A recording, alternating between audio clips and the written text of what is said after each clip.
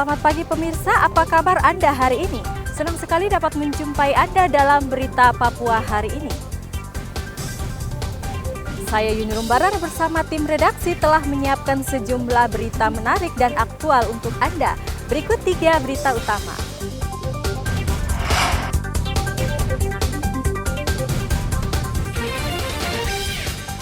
Sejumlah alat peraga kampanye di Manokwari, Merauke, dan Mimika dicopot Bawaslu. Polisi dan petugas KPU harus berjuang melewati jalan rusak membawa logistik pemilu ke beberapa distrik perbatasan Indonesia, Papua Nugini. 2 penumpang kapal yang tenggelam masih dicari tim SAR Mimika.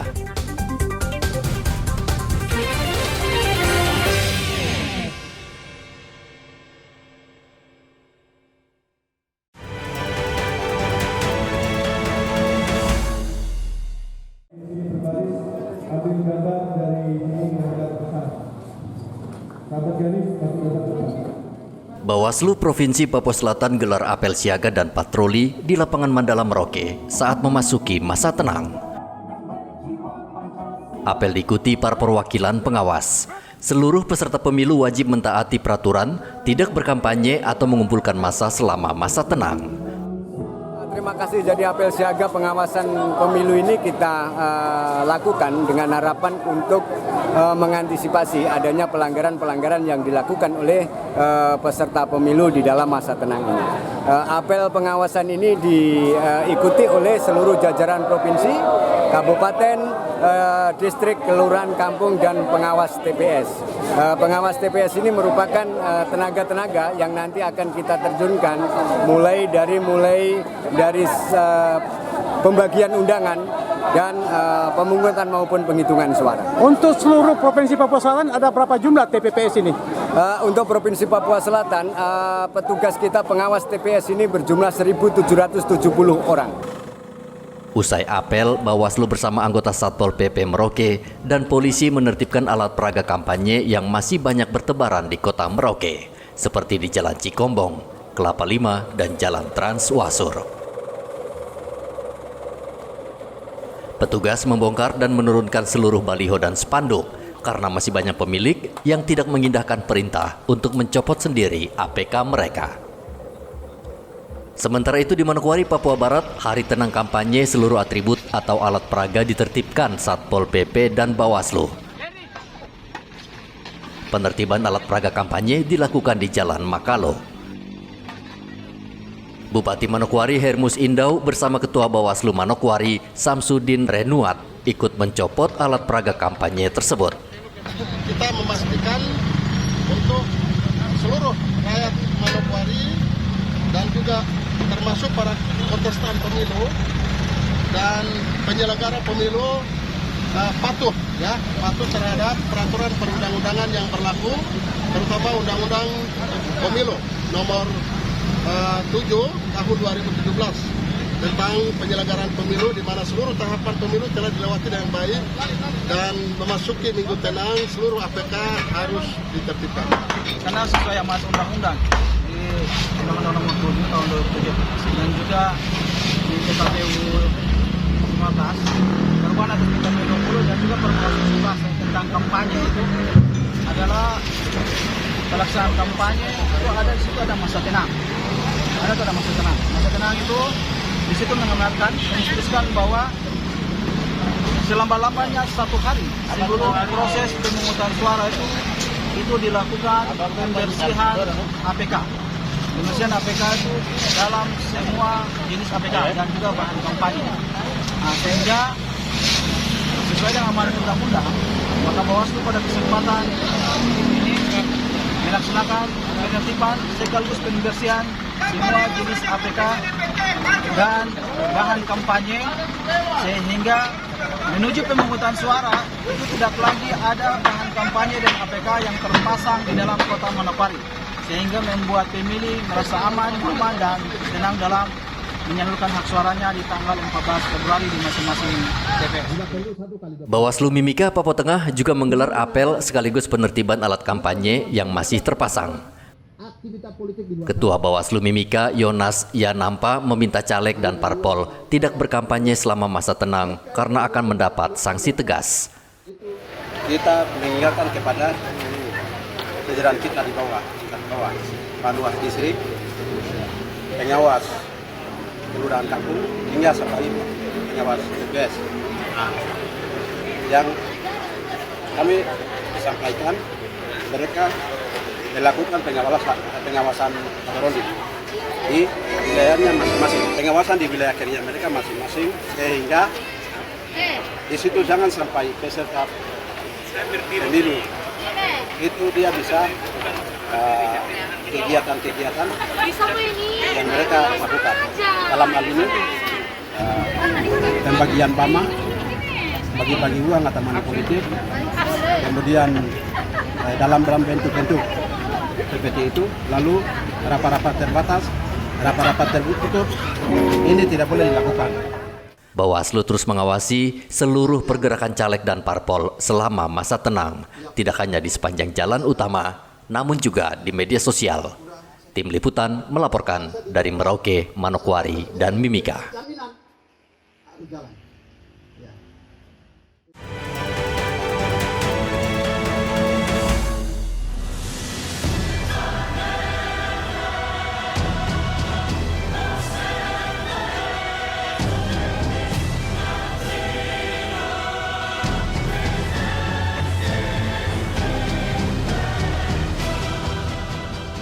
Polisi dan petugas KPU harus berjuang melewati jalan rusak untuk membawa logistik pemilu ke beberapa distrik di daerah perbatasan Indonesia, Papua New Guinea.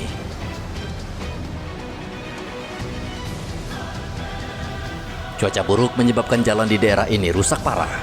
Dan jalan ini merupakan satu-satunya jalan yang harus dilewati untuk mengantar kotak suara dan peralatan lainnya. Petugas membawa logistik pemilu ini ke distrik Malin, Purik, dan distrik Nauken Jerai agar warga di daerah tersebut bisa mencoblos tepat waktu. Petugas harus menempuh jarak 120 km, namun karena jalan rusak dan berlumpur, waktu tempuh menjadi lebih lama. Pergeseran pasukan Polres Merauke, Polda Papua, H-7 dan -6, yaitu distrik Kimam dan distrik Kokaba, melewati laut yang cuaca cukup ekstrim, namun anggota tiba dengan selamat. Dan pergerakan melalui darat yaitu H-5, distrik Muting, distrik Bupul, Eligobel, Jagebob, distrik Onggaya, dan Nanimha. Semua melewati jalan yang cukup terjal dan cuaca yang hujan. KPU Merauke terus berupaya mendistribusikan logistik agar tiba di lokasi tepat waktu sehingga warga bisa menyalurkan hak pilih. KPU Mimika juga sedang sibuk mendistribusikan logistik ke 18 distrik. Logistik pemilu harus tiba tepat waktu di 955 TPS agar pemilih bisa menyalurkan hak pilihnya.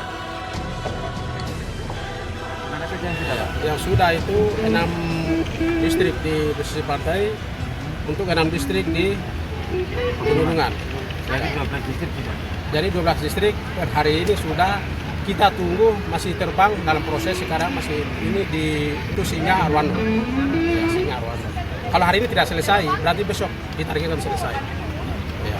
Untuk Tembagapura sendiri itu sudah bergerak tadi, sudah bergeser. Itu dengan bis. Itu difasilitasi oleh Freeport. Pendistribusian logistik dilakukan sejak H2 pencoblosan karena ada wilayah yang sulit dijangkau dan membawa logistik membutuhkan waktu lama. Muhammad Ridwan dan Igo Patmomolin melaporkan dari Merauke dan Mimika.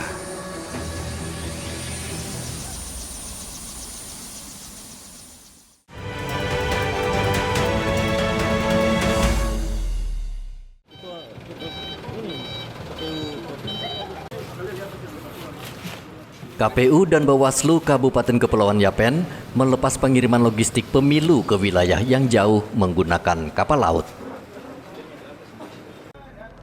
Pendistribusian hari pertama disaksikan Forkopimda Kepulauan Yapen. Kami melakukan pergeseran logistik pemilu beserta personil secara bertahap. Untuk saat sekarang ini, sore ini, kami menggeser 58 personil untuk melakukan pengawalan kotak suara menuju Kabupaten Kepulauan Yapen bagian barat, yaitu di 5 distrik. Dan diikuti oleh distrik Yapen Timur dengan menggunakan kendaraan darat. Selanjutnya di H-2 melakukan pergeseran baik kotak suara ataupun logistik pemilu beserta personil menuju ke Yapen Utara. Untuk wilayah kota sendiri, kota Serui atau di ibu kota Kabupaten Kepulauan Yapen akan dilaksanakan pergeseran logistik pemilu di H-1. Mengingat cuaca terang dan cerah, semoga pelaksanaan pergeseran surat suara dan juga anggota dan logistik pemilu dapat berjalan dengan lancar. Pemkab berharap logistik pemilu terdistribusi dengan baik sehingga pemilu bisa berlangsung sukses. Pergeseran logistik H-3 melewati jalur laut, lalu H-2 ada yang lewat darat. Sebagai pejabat bupati, saya berharap untuk kita semua, mari kita bersama-sama untuk melakukan tugas besar ini. Ya, kita melaksanakan tugas besar ini mulai dari hari ini H-3, besok H-2 dan H-1 sampai pada hari pelaksanaan. Saya berharap semua logistik sudah terdistribusi, baik lewat laut, lewat darat, sampai di tempat tujuan, yaitu di PPS dan TPS di hari ini. Kita akan distribusi di 2 wilayah. Rute kapal 1 akan menuju Yapen Barat, Wanawa, Yerui, Pom, dan Bindesi. Kemudian untuk jalur timur akan melayani untuk distribusi logistik di distrik Nusawani, Kepulauan Ambai, Yapen Timur, dan Rambawi, dan nanti dilanjutkan Rambawi dengan angkutan darat, kemudian kapal lanjut ke Purudu. Titik distribusi kita. Kemudian nanti di hari H-2 kita akan melayani 3 distrik, yaitu Kosimo, distrik Teluk Abimui, kemudian distrik Yapen Utara. Aparat keamanan mengawal ketat proses distribusi hingga ke TPS masing-masing, lalu akan kembali ke kota Serui dengan membawa hasil pemungutan suara. Eman Beta melaporkan dari Kabupaten Kepulauan Yapen, Papua.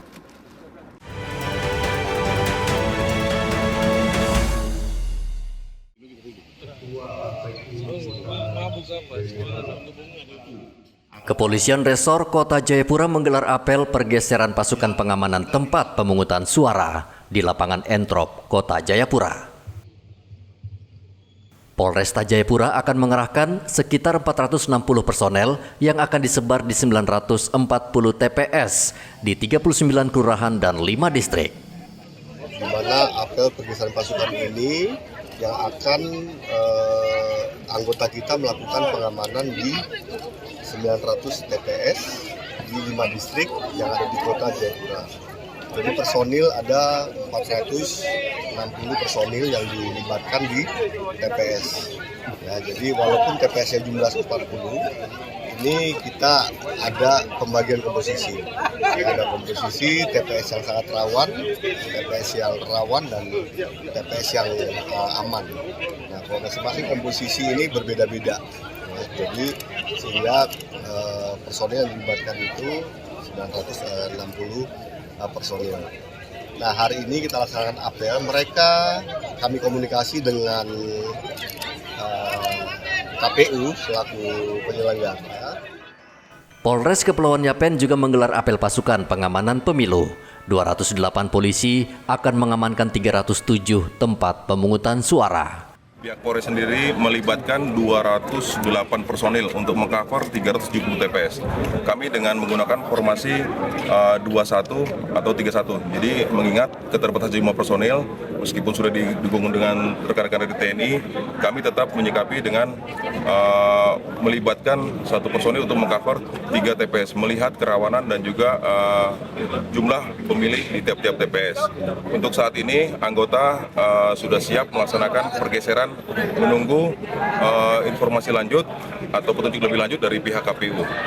Kemungkinan besar 2-3 hari ke depan kita akan melakukan pergeseran baik logistik dan juga perangkat pendukung penyelenggara pemilu. Jadi kami prinsipnya akan mengawal logistik pemilu sampai ke TPS atau ke pihak KPPS, bukan hanya sampai di distrik-distrik atau di PPD. Dari 16 distrik yang ada, memang ada beberapa, mengingat Kabupaten Kepulauan Yapen tidak semua dapat dijangkau oleh darat, kita juga akan menggunakan jalur air. Kami juga sudah menyiapkan sarana dan prasarana, tentu didukung oleh pihak Pemda juga, men-standby-kan beberapa kendaraan air untuk mendukung pergeseran logistik pemilu tadi.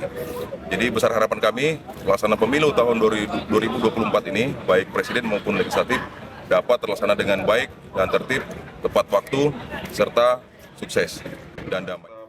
Karena keterbatasan personel, polisi akan dibantu tentara sehingga proses pencoblosan dan penghitungan suara berjalan aman. Selain melakukan pengecekan dan perlengkapan personel, dilanjutkan dengan pembagian vitamin kepada para personel pengamanan TPS. Arthur dan Eman melaporkan dari Jayapura dan Yapen.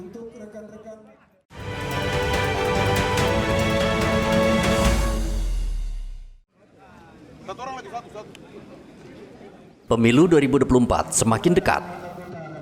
Penjabat Wali Kota Jayapura Frans PK mengajak masyarakat setempat yang sudah masuk daftar pemilih tetap atau DPT menggunakan hak pilihnya. Sebagai warga negara yang bertanggung jawab agar dapat berpartisipasi untuk berbondong-bondong datang ke tempat pemungutan suara atau TPS dalam pemilihan presiden dan wakil presiden serta anggota legislatif dan tidak golongan putih atau golput. Juga, saya menghimbau kepada seluruh masyarakat Kota Jayapura yang punya hak pilih yang masuk dalam DPT. Untuk mari datang ke TPS masing-masing untuk menyalurkan aspirasinya di tanggal 14 ya, yang akan datang. Kemudian yang berikut juga, untuk itu saya minta jangan golput, tidak boleh golput, tapi jadilah warga negara yang bertanggung jawab untuk berpartisipasi untuk mensukseskan pesta demokrasi, keberlanjutan pembangunan kepemimpinan nasional daerah melalui proses pemilu ini. Kemudian yang berikut di Kota Jayapura tentu juga tidak ada sistem noken. Kota Jayapura tidak ada. Lalu yang berikut, saya juga mengingatkan kepada warga masyarakat yang mendapatkan atau DPT ataupun juga masuk atau mendapatkan hak untuk memilih adalah yang berKTP Kota Jayapura. Walaupun Anda tinggal di Kota Jayapura tapi tidak memiliki KTP Kota Jayapura, maka tidak punya hak untuk memilih di Kota Jayapura. Karena sejak tahun 2021-2022 kita sudah mulai dengan perekaman KTP, himbau mobile kemana-mana supaya warga masyarakat yang betul ingin tetap di sini, itu harus punya KTP kota. Nah, sehingga pada pemilu ini bisa memilih. Kota Jayapura akan menggunakan hak pilihnya pada tanggal 14 Februari 2024, dihimbau untuk saat memasuki bilik suara untuk ke TPS untuk menyalurkan hak pilihnya agar tidak membawa handphone dan juga tidak mengabadikan atau mengambil gambar atau video hasil yang di pencoblosannya. Karena kalau sampai terjadi seperti itu, maka di TPS tersebut akan dilakukan pemungutan suara ulang. Itu di PKPU 25 tahun 2023. Harapan kepada masyarakat agar pemilu ini berjalan? Harapan kami kepada masyarakat, gunakan hak pilih yang sudah terdaftar dalam DPT, datanglah gunakan hak pilih Anda di tahun pemilu 2024 tanggal 14 Februari, karena hak Anda itu menentukan pembangunan bangsa Indonesia dan untuk kita bersama-sama warga Kota Jayapura menjaga keamanan dan ketertiban kota sampai menjelang hari pemungutan suara. Dari jam berapa sampai jam berapa? Pemungutan suara akan berlangsung dari jam 7 sampai dengan jam 1 siang. Sementara itu di Merauke, Papua Selatan, saat pencoblosan pada tanggal 14 Februari nanti, Pemkab Merauke menyiapkan seluruh puskesmas. Bupati Merauke, Romanus Mbaraka, memerintahkan kepada Dinas Kesehatan agar petugas medis di puskesmas bekerja 24 jam pada hari pencoblosan, mengantisipasi banyak anggota kelompok penyelenggara pemungutan suara atau KPPS yang kelelahan. Saya lihat Merauke, kita pada dasarnya siap. Puskesmas kita hampir ada di seluruh distrik. Yang berikut di semua kampung kita ada pustu. Nah, aparatur kita standby sekarang dengan menjalani event nasional ini, event pemungutan suara untuk pemilu presiden dan pemilu legislatif. Dan pada prinsipnya kami siap ketika ada yang memang butuh perawatan kesehatan. Ini pasti akan segera dilayani. Artinya petugas standby 24 jam pada saat... Sangat standby. Karena kita di beberapa klaster sudah ada pusat rujukan. Gitu. Kayak Kimam sudah menjadi pusat rujukan untuk kawasan Kimam seluruhnya. UAN sendiri juga sudah bisa menjadi pusat rujukan. Gitu. Muting sudah menjadi pusat rujukan. Artinya sudah jadi puskesmas plus. Dan itu siap untuk melayani ketika ada insiden kesehatan yang betul-betul perlu penanganan cepat. Stay untuk puskesmas Pak ya? Kami akan tetap stay melayani masyarakat di kampung-kampung ini. Pada pemilu tahun 2019, banyak anggota KPPS yang jatuh sakit saat rekapitulasi suara yang berlangsung hingga dini hari. Hendra dan Muhammad Ridwan melaporkan dari Kota Jayapura dan Merauke.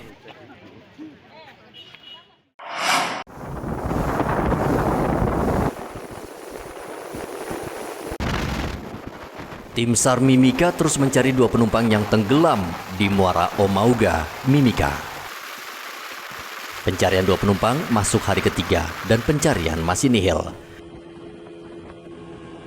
Tim SAR mengerahkan perahu karet menyisir Muara Omauga. Perahu terbalik atau longboat terbalik di perairan Omauga. Untuk jumlah korban 3 orang. Untuk 1 orang sudah ditemukan dengan selamat, bahkan kemarin ikut terlibat untuk membantu tim SAR gabungan untuk melaksanakan pencarian. Untuk 2 orang masih dalam pencarian.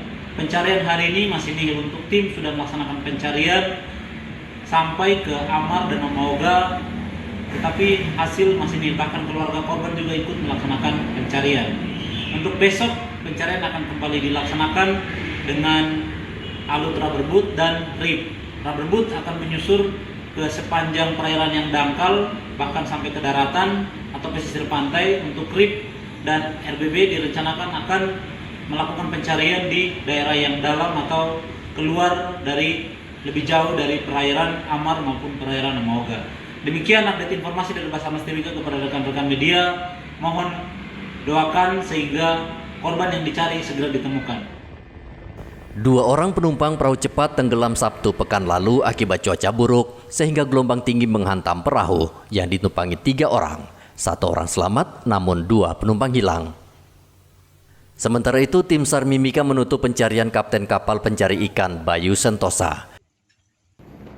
Penutupan operasi SAR karena sudah 7 hari melakukan pencarian tidak membuahkan hasil. Adalah kecelakaan kapal KM Bayu Sentosa 3 yang terbakar di perairan Amar dengan 13 penumpang. 12 orang sudah dievakuasi dengan selamat dan 1 orang dalam pencarian. Untuk hasil pencarian hari ini masih nihil dan tim sementara bermalam di Amar. Besok pagi pencarian akan dilanjutkan kembali, yaitu pencarian hari terakhir, yaitu hari ke-7. Kita doakan semoga besok ada hasil pencarian terhadap 1 orang yang dicari dari KM Bayu Sentosa 3. Pencarian kapten kapal terkendala cuaca. Meski sudah menutup pencarian, jika suatu saat ditemukan oleh warga maka tim SAR akan tetap membantu evakuasi. Igobat Momolin melaporkan dari Mimika, Papua Tengah.